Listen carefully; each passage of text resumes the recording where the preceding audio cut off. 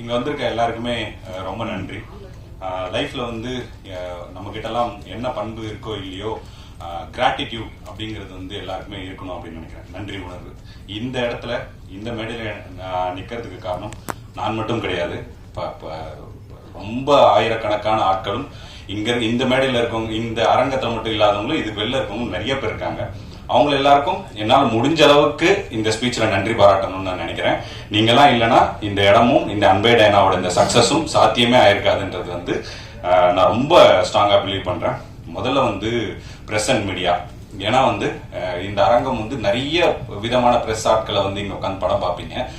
ஆனால் எல்லாருக்குமே நிறைய மாற்று கருத்துக்கள் இருக்கலாம். எல்லாரோட டேஸ்ட்டும் ஒரே மாதிரி இருக்கணும்ன்றது கிடையாது. ஆனால் உங்களுடைய கருத்துக்கள் என்னவாக இருந்தாலும் ஒரு படம் வந்து இது மக்கள் கிட்ட போய் சேரும்போது வேற மாதிரி இருக்கும் அப்படின்ட்டு தங்களோட எண்ணங்களை ஒதுக்கி வச்சுட்டு அந்த படத்தோட ஒரு நலன் மட்டுமே கருதி நிறைய என்கிட்ட வேற சொன்னாலும் அவங்களுடைய விமர்சனங்களும் எழுத்துக்களும் வேற மாதிரி இருந்த இந்த படத்துக்கு முதல் உதவியா இருந்தவங்க எல்லாருக்கும் மிகப்பெரிய நன்றி நான் தெரிவிச்சுக்கிறேன் இந்த இடத்துல.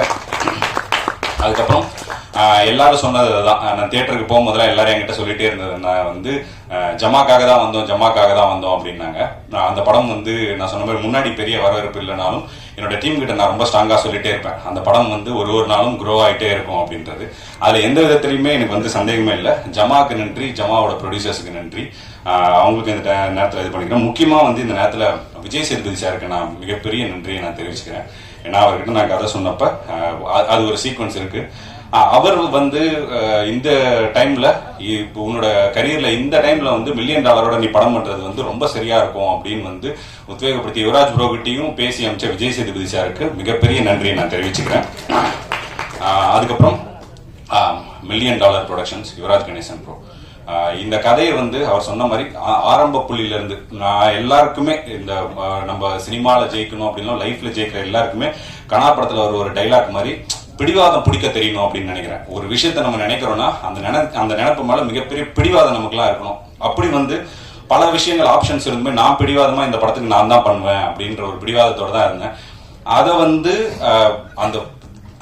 அந்த பாயிண்ட்ல இருந்து இன்னைக்கு வரைக்கும் நம்பின யுவராஜ் ப்ரோக்கு மிகப்பெரிய நன்றிகளை நான் தெரிவிச்சுக்கிறேன். மற்ற விஷயங்கள் எல்லாமே கிளை விஷயங்கள் தான். அவர் அந்த வச்ச நம்பிக்கையை தான் இந்த படத்தோட தொடக்கத்துக்கும் இந்த படம் இன்னைக்கு சக்சஸா இருக்கிறதுக்கு காரணமும் அந்த ஒரு விஷயம் தான். அவருக்கு மிகப்பெரிய நன்றிகள் நான் தெரிவிச்சுக்கிறேன். அதுக்கப்புறம் முக்கியமா ஒரு ஏன் வந்து யுவராஜ் ப்ரோக்கு இவ்வளவு ஸ்ட்ராங்கா ஒரு சில நன்றிகளை சொல்றோம் அப்படின்னா, எனக்கு 2 படத்துலயுமே ஜமாலையும் சரி இதுலயுமே சரி என்ன விஷயம் வந்து பொதுவா நடந்தது அப்படின்னா, நம்மளோட எழுத்தை வந்து ஒரு ப்ரொடியூசர் வந்து முழுசா நம்புறதுன்றது வந்து ரொம்ப ரொம்ப ஒரு இயக்குனருக்கு வந்து கிடைக்கிற வரமா தான் நான் நினைக்கிறேன். என்னோட ஜமா ப்ரொடியூசர்ஸும் அப்படிதான். ஒரே ஒரு வார்த்தை கூட நான் என்ன எழுதணும் அதை வந்து மாத்தணும், இந்த சீனை மாத்தணும், இந்த டைலாக மாத்தணும் அப்படின்லாம் எதுவுமே சொல்லாம முழுக்க வந்து அதை ட்ரஸ்ட் பண்ணாங்க. அது ஒரு ஆர்ட் பிலிம். ஸோ அதை பத்தி உனக்கு தெரிஞ்சிருக்கு, இதுல மாத்த வேணாம் அப்படின்னு நினைக்கிறது ஓகே. பட் ஒரு கமர்ஷியல் பிலிம் வரும்போது இதுல எல்லாருக்குமான சே இருக்கும். நம்ம எப்படி ஒரு திரைப்படங்களை ரசிக்கிறோமோ, ஒரு காதல் காட்சிகள் எழுதுறோமோ, ஒரு நகைச்சுவை காட்சிகள் எழுதுறோமோ, அந்த மாதிரி எல்லாருக்குமான இருக்கும். என்னோட அதிக சென்சிபிலிட்டி இருக்க ஆட்கள் வந்து யுவராஜ் ப்ரோ. ஆனா அப்படி இருந்தும் இந்த கதையில ஒரே ஒரு டைலாகோ ஒரே ஒரு சின்ன சீனோ கூட இதுல இந்த டைலாக் இப்படி மாத்தி எழுதலாம், இந்த சீன் இப்படி இது பண்ணலாம் அப்படின்னு எதுவுமே சொல்லாம எழுத்த நம்பினது இருக்குல்ல, அது வந்து அதுக்கு நான் வந்து யுவராஜ் ப்ரோக்கு என்னைக்குமே நான் கடமைப்பட்டிருக்கேன். ஏன்னா இது ஒரு படம் பண்ண போற எல்லா இயக்குநர்களுக்கும் தெரியும் இது எவ்வளவு பெரிய பயங்கர கிரேட்ஃபுல்லான விஷயம்னு. அப்படி ஒரு விஷனை சப்போர்ட் பண்றதுக்காக thank you Yuvaraj bro, thank you so much, மிகப்பெரிய நன்றிகள். அதுக்கப்புறம் அது மட்டும் இல்லாம நம்ம ஒரு கதையை எழுதி முடிக்கிறோம். நம்ம இயக்குநர்களுக்கே ஒரு சில விஷயங்கள்லாம் இருக்கும். வந்து நம்ம ஒரு காஸ்டிங் சொல்லுவோம். ஏன்னா இவங்க வேற ஒரு ஆப்ஷன் சொல்றாங்கன்னு வச்சுக்கோங்களேன், நமக்கு எப்படி இருக்குன்னா இல்ல நான் அவரை யோசிச்சு தான் எழுதுனேன், அவர் இல்லாம இந்த கேரக்டர் பண்ணவே முடியாது அப்படின்னு நம்ம ஒரு பயங்கர இதுல இருப்போம். அப்படி நம்ம இந்த கேரக்டருக்கு இவங்கெல்லாம் ரொம்ப ஸ்ட்ராங்கா இருப்பாங்க அப்படின்னு நம்ம சொன்னப்ப அந்த விஷன்லயுமே ஒரு சில வந்துலாம் இப்ப எனக்குன்னு ஒரு சில பட்ஜெட் தான் வந்து ஒதுக்க முடியும் இந்த அன்பே டயனா ஆஃப்டர் ஜமா. அப்படி இருந்து பட்ஜெட்டை மீறி போனா கூட ஒரு சில விஷயங்களை காஸ்டிங்லயுமே வந்து அதுல இன்வால்வ் ஆகாம நீங்க என்ன உங்களோட லாஸ்ட் ஆப்ஷன் வந்து முடிவு, நாங்க ஆப்ஷன் சொல்லலாம் ஆனா முடிவு வந்து உங்களோட தான் இருக்கணும் அப்படின்றதுலயுமே ரொம்ப ஸ்ட்ராங்கா இருந்த யுவராஜ் ப்ரோக்கு இந்த மிகப்பெரிய நன்றிகள் நான் தெரிவிச்சேன். ஏன்னா அவர் சொன்ன மாதிரி ஹீரோயின் ஆப்ஷன்ஸ் வரும்போது எக்கச்சக்கமான ஆப்ஷன்ஸ் வந்து நாங்க தேடணும், இது பண்ணோம். லாஸ்டா வந்து அவங்க ஆடிஷன் வந்து ரொம்ப நல்லா பண்ணியிருந்தாங்க. அப்ப சொன்னப்பயும் அப்படிதான் இருந்துச்சு. கிட்டத்தட்ட அவங்க கடைசி நேரத்துல பூஜைக்கு முன்னாடி தான் வந்து ஓகே ஆனாங்க. இன்னைக்கு வேற யாருன்னா இந்த கேரக்டர் பண்ணிருக்க முடியுமா, இவ்வளவு நல்லா பிரசன்ட் பண்ணிருக்க முடியுமா அப்படின்னே தெரியல. அப்படி இருந்தவங்க லாஸ்ட் மினிட்ல வந்தப்ப அந்த சப்போர்ட்டிவுமே வந்து யுவராஜ் ப்ரோ வந்து அவ்வளோ பிரில்லியண்டா எனக்காக வந்து அதை பண்ணி கொடுத்தாரு. Thank you so much bro.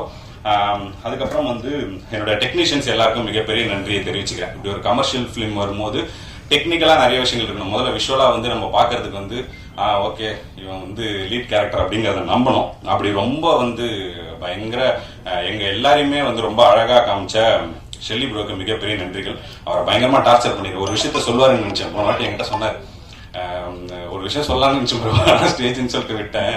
நீங்க முதல் 2 நாள் ஜாலியா இருந்தீங்க, ஓகே, அதுக்கப்புறம் மாறிடுவாருன்னு பார்த்தேன். அப்புறம் 4 நாள் பார்த்தா திரும்ப ஜாலியா இருக்காரு. படம் 35ஆவது நாள் சொல்லிட்டு போகும்போது ஜாலியாவே இருக்காரு. யாரும் சீரியஸாவே இருக்க மாட்டானா அப்படின்ற மாதிரி அவர் வந்து ஃபீல் பண்ணாருன்னு சொன்னேன். அப்ப அவர் எவ்வளவு வந்து என்னால வந்து ரொம்ப சீரியஸா வந்து பிலிம் மேக்கிங் பண்ண முடியாது. ரொம்ப ஜாலியான அப்படிப்பட்ட ஒரு ஆள் தான். உங்களை எதனா அப்படி அந்த ப்ராசஸ்ல டார்ச்சர் பண்ணிருந்தேன், மன்னிச்சிருங்க.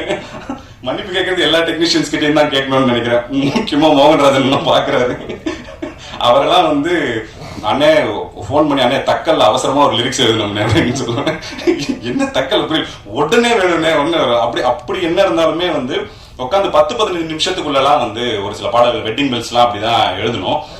நிறைய டார்ச்சர் பண்ணிட்டோம், மன்னிச்சிருங்க. பாக்கி அண்ணனுக்கும் அதேதான், முத்தமிழனுக்கும் அதேதான். லிரிக்ஸா வரும்போது நிறைய விஷயங்கள் இருந்தது. ஏன்னா ஒரு சில விஷயங்களை நான் கொஞ்சம் கடைசி நேரத்தில் போனா எனக்கு கொஞ்சம் படபடப்பாயிடும். அதனால நான் கொஞ்சம் முன்னாடியே ஒரு சில விஷயங்களை முடிச்சு வைக்கணும் அப்படின்னு நினைப்பேன். பட் லாஸ்ட் மினிட்ல ஒரு சில விஷயங்கள வந்து எனக்கே ரொம்ப படபடப்பாயிடும். அதை என்ன பண்றோம், என்ன ரியாக்ட் பண்றோம் அப்படின்னே தெரியாது. அந்த நேரத்துல இவங்கெல்லாம் ரொம்ப காமா இருந்தது. முடிச்சு கொடுத்ததுக்கு ரொம்ப நன்றி. பார்த்தா ஆகட்டும், பரத் ப்ரோ ஆகட்டும். பரத் ப்ரோ எல்லாம் என்னென்ன டார்ச்சர் பண்ண முடியுமோ எல்லா வகையான டார்ச்சருமே கொடுத்துருக்கோம். அது எல்லாமே பொறுத்ததுக்கு மிகப்பெரிய நன்றிகள் ஐயா. கவுண்டமணி தான் நம்ம 2 பேரும் நடுவில் சண்டை வராம காப்பாத்தினாருன்னு நினைக்கிறேன். ஒருவேளை அந்த காமெடியில நம்ம 2 பேரும் பேசிக்கலன்னா கண்டிப்பா அடிச்சு புரண்டு இருப்போம்னு நினைக்கிறேன். அந்த அளவுக்கு இருந்திருக்கும்.